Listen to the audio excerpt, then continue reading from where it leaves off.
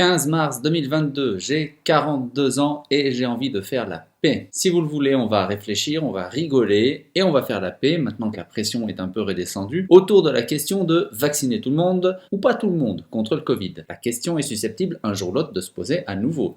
D'abord, je fais un coucou à Éloi, qui est papa au club de rugby et qui m'a inspiré un des arguments pour lesquels j'aurais presque pu me faire vacciner. En effet, l'idée de me faire vacciner pour me protéger moi-même ne m'est jamais venue à l'esprit.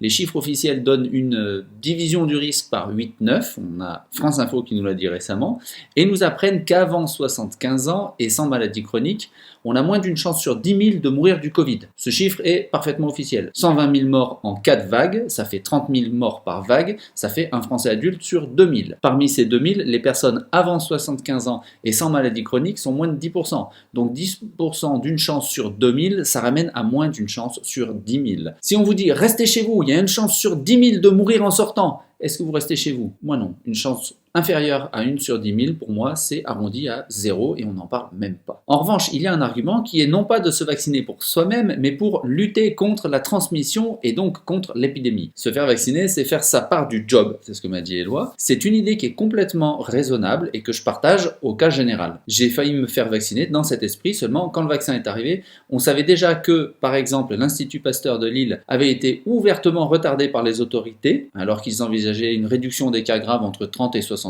et je ne vous parle pas d'un Raoult ou de gens bizarres ou conspirabilules, mais de chercheurs et chercheuses consciencieux qu'on voit très bien dans un reportage de Arte, donc rien de conspirationniste. Et puis on trouve aussi sur le site de l'Institut Pasteur, si vous voulez, je vous donnerai les liens, ces chercheurs et chercheuses ont testé des milliers de molécules et ils en ont trouvé de très encourageantes. Donc si je ne me suis pas fait vacciner, c'est parce que je sentais depuis le début une sorte de focalisation dans l'urgence, attendons le vaccin. Et laissons consciencieusement toute autre piste de recherche de côté. Ça me faisait l'impression d'une grossesse brouffe. Et voilà pourquoi, même si j'ai tendance à faire les choses dans l'intérêt collectif, là en l'occurrence, j'ai pas marché. Pourtant, l'idée de faire son devoir de citoyen en se vaccinant, c'est une idée que je trouve valable. Et j'ai voulu la représenter avec des chiffres, afin de voir quelle est ma part de responsabilité en tant que non-vacciné dans la résistance de l'épidémie. Je vous propose de faire ça en 2 temps. D'abord réfléchir, ensuite, rigoler. Réfléchir. Je vous épargne le détail des calculs, mais le principe est simple. Imaginons une maladie virale lambda et un vaccin lambda. Admettons que ce vaccin diminue la contagiosité de chaque personne de 50%, donc il la divise par 2. Alors quand 2 personnes non vaccinées se rencontrent, leur niveau de contagiosité est le même qu'au départ, 100%. Quand un vacciné rencontre un non vacciné, le niveau de contagiosité globale est divisé par 2. Et quand 2 vaccinés se rencontrent, chacun des 2 protège à la fois lui-même et l'autre d'un facteur de 2, et le risque global est donc divisé par 4, c'est-à-dire 2 puissance 2. Et on arrive à un reste d'épidémie, à une résistance d'épidémie, donc du quart de la contagiosité de départ, c'est-à-dire 25%. Je représente ça sur une courbe, 100% de contagiosité avant le début de la vaccination, 25% à la fin, quand tout le monde est vacciné, et la courbe qui diminue progressivement. Prenons la situation à 90% de vaccinés, puisque c'était notre situation au 1er janvier 2022. On arrive à un niveau de contagiosité générale de 30,3% du niveau initial. 30,3% dont 25% sont dus aux limites du vaccin et 5,3% sont dus aux non-vaccinés. Ça veut dire qu'avec cette maladie lambda et ce vaccin lambda efficace à 50%, si vous étiez contaminé, sur 6 personnes qui avaient amené le virus jusqu'à vous, il y en avait 5 de vaccinés et 1 de non vaccinés. Avec cette courbe, on voit très bien 2 choses importantes. Petit 1, les vaccinés participent à un effort collectif, c'est vrai dans l'absolu, avec un vaccin qui fonctionne. Petit 2, les non vaccinés participent à la résistance de l'épidémie, oui, mais seulement de 5%. Alors que la non-superpuissance, c'est-à-dire la limite du vaccin lui-même est responsable de 25%. Et ça, c'était avec un vaccin qui divise la contagiosité par 2. Mais supposons un vaccin qui diminue la contagiosité d'à peu près 10%, qui semble plus proche du cas du Covid. On obtient une courbe comme ça. Une courbe qui descend de 100% jusqu'à 82,8%. Dans cette situation, on voit que si vous avez été contaminé, sur 40 personnes ayant acheminé le vaccin jusqu'à vous, 39 étaient des personnes vaccinées et une seule personne était un non vacciné. Donc oui, même avec un vaccin peu efficace sur la contagiosité, ce sont bien les vaccinés qui font baisser l'épidémie, mais la réciproque n'est pas vraie. La résistance de l'épidémie est due à la non-superpuissance du vaccin 39 fois sur 40. C'est le point le plus important de cette réflexion, c'est qu'il y a 3 facteurs. Il y a les vaccinés, il y a les non-vaccinés et il y a les limites du vaccin. Et ce troisième facteur est de loin le plus prégnant. On va pouvoir passer maintenant à l'étape numéro 2, à savoir rigoler. On va se pencher sur le cas de cette 5e vague. On était il y a peu en janvier et février 2022 à 90% de vaccinés double voire triple dose et on avait un niveau d'épidémie qui était à peu près 5 fois supérieur à ce qu'il était un an avant, par exemple pendant la 3e vague. Pendant les vagues précédentes, je connaissais en gros 1, 2, 3 personnes qui chopaient le virus. Et là, c'était complètement l'inverse avec cette 5e vague. C'est plutôt les gens qui n'ont pas eu le virus ou quelqu'un dans leur entourage qui peuvent se compter sur les doigts d'une main. Et cela vaut pour les gens que je connais en Suisse, en Belgique, en Alsace, à Paris, à Lyon, partout. Alors on va rigoler parce que si on se concentre sur notre facteur anti-contagion du vaccin, comment est-ce qu'on peut arriver à plus 500% de contagiosité quand on a 90% de vaccinés double voire triple dose? Il y a 3 hypothèses. Hypothèse numéro 1, les vaccinés deviendraient plus contagieux.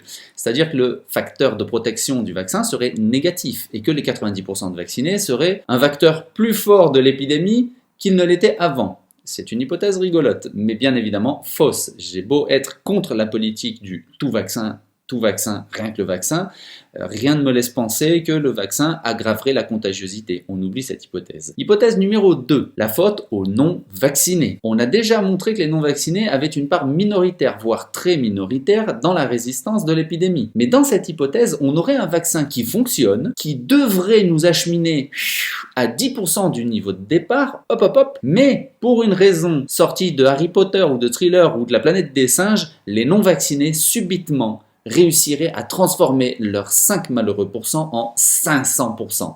C'est-à-dire qu'un non-vacciné, c'est-à-dire une personne normale de début 2021, qui n'a rien fait de spécial entre-temps, se retrouve 100 fois plus contagieuse qu'elle n'était avant. Là, il faut s'imaginer un film d'horreur, je vous ai dit qu'on rigolerait. Un truc avec des gens qui courent dans la rue avec leur masque, personne qui se méfie, et puis dès qu'ils croisent un vacciné, ils baissent leur masque et ils le contaminent avec des méga postillons. Imaginez un film de zombies. Sauf que dans les films de zombies, il y a beaucoup de zombies pour très peu de survivants. Et sinon, c'est pas marrant en fait. Dans la maison assiégée, il y a 6 ou 7 survivants et en dehors, on devine des dizaines, voire des centaines de zombies. C'est le principe. Sinon, ça marche pas parce que les zombies, ils sont pas malins. Ils sont moins malins que les survivants. Alors là, c'est pareil. Les zombies non vaccinés, tout le monde sait qu'ils sont pas malins du tout.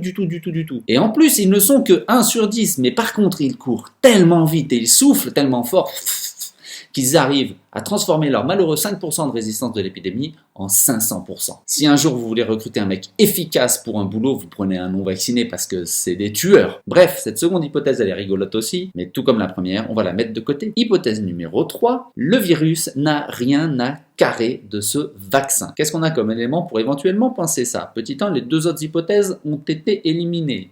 Et il y en avait que 3 au départ. Petit 2, à peine quelques semaines après la première dose, on a appris que ça n'empêchait pas, enfin pas vraiment, pas complètement, pas trop, pas beaucoup, pas de choper la maladie, quoi. Et puis, de la transmettre aussi. Et puis, quelques semaines après la 2e dose, on a appris que ça n'empêchait toujours pas, enfin pas vraiment, pas complètement, de choper et même de transmettre la maladie. Déjà, c'était des indices. Mais bon, il n'était pas interdit d'y croire. On a un 3e élément tout à fait sérieux qui pourrait aller dans ce sens, et là je cite mes sources, c'est l'Université catholique de Louvain. Je vous propose un petit quiz. Qui peut citer une maladie possédant tous ces points communs avec le Covid? Maladie virale, transmissible par voie aérienne, touchant des millions de Français par an, dangereuse presque uniquement au-delà de 75 ans, génome porté par de l'ARN, présente chez des animaux, notamment d'élevage, qui en constituent des réservoirs, fièvre, maux de tête et fatigue pour ce qui est des symptômes, toux, courbatures, douleurs musculaires, difficultés respiratoires, aggravation possible avec détresse respiratoire et décès, létalité inférieure à 1%, forte variabilité d'une année sur l'autre, ou d'une vague à la suivante. Vous avez réussi le quiz?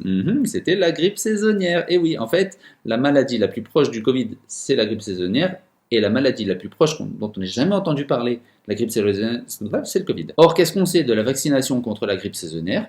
Qu'elle ne marche pas très bien et qu'elle ne marche que pour une année au mieux. Et que l'année suivante, elle ne sert déjà plus à rien. Conclusion, je vous ai dit que je voulais faire avancer la paix. En Ukraine, j'aimerais beaucoup aussi, mais déjà en France, concernant le sujet, vacciner tout le monde ou seulement les personnes sensibles et volontaires. Préambule à la conclusion, est-ce qu'on a cité Raoult pendant tout ce temps? Est-ce qu'on a parlé de la fondation Bill Gates et de toutes les théories très élaborées qui se baladent? Non, rien de conspirabidule dans ce qu'on a dit aujourd'hui. Tout est 100% officiel, issu d'informations de Arte, de France Info, etc. Deuxième préambule, est-ce que je me suis plaint du traitement des non-vaccinés? Est-ce que j'ai parlé de droits fondamentaux ou même de liberté? Non, je me contente d'un objectif simple, savoir dans quelle mesure le vaccin aurait vraiment servi. Et maintenant, pour conclure, et que des vagues de colère et de mépris ne viennent pas à nouveau nous gangréner si jamais le Covid venait à faire une 6e vague, je vais poser une question simple. Qui aura le plus souffert de ces politiques délirantes, où l'on presse vers un vaccin qui ne marche dramatiquement pas, tout en tenant le bec dans l'eau aux vrais chercheurs qui cherchent parmi les molécules existantes? Est-ce que c'est nous, les non-vaccinés, qui avons le plus souffert? Non. Les vraies victimes sont, petit 1, les bébés en crèche. Ils sont en train d'apprendre la langue, d'apprendre les échanges humains, les regards, les mimiques. Toute la construction de leur future intelligence humaine se fait et les voilà qui passent jusqu'à 10 heures par jour à ne voir que des visages partiels, des visages masqués. C'est une catastrophe que cette génération paiera cher. Les dyslexies, les autismes et tous les autres types de troubles vont s'en donner à cœur joie. Ça va pas être drôle du tout. Qui d'autre a souffert beaucoup plus que les non-vaccinés? 2. Les enfants à l'école. Depuis 1 an, en plus des périodes de confinement très difficiles à suivre pour eux, ils sont contraints de porter 10 heures par jour, entre les transports et les cours, un masque qui les prive d'une partie de leur oxygène. Je peux vous promettre que j'accepte de passer des mois, des années sans boîte de nuit, sans bar, sans cinéma, sans rien, si seulement on se débrouille pour ne pas faire porter le masque aux écoliers, aux collégiens et aux lycéens. Qui d'autre a souffert beaucoup plus que les non-vaccinés lambda? Eh bien les soignants non-vaccinés. Dans ce pays, capitale universelle des gens qui se débrouillent pour vivre sans travailler sur le dos de la société, on a empêché des travailleurs de travailler. On les a maintenus sans travail, sans salaire, sans assurance chômage pendant une période. C'est un scandale effroyable. Enfin, qui d'autre a souffert beaucoup plus que moi non vacciné de tout ce bazar? Eh bien, je dirais tout simplement notre démocratie, la liberté de penser, la pluralité d'opinion, l'esprit critique parmi les journalistes, mais aussi les personnes qui n'ont pas pu enterrer leurs proches, les mourants qui n'ont pas pu voir leurs proches avant de partir. Croyez-moi, à côté de ça, les petites mesquineries contre les non-vaccinés ont été un vague enrobage de fiel autour d'un gâteau qui était déjà complètement empoisonné et auquel personne n'a échappé. Au plaisir de débattre avec tout le monde, du moins avec les personnes calmes et qui auront pris leurs informations, notamment sur les recherches de l'Institut Pasteur. C'est important.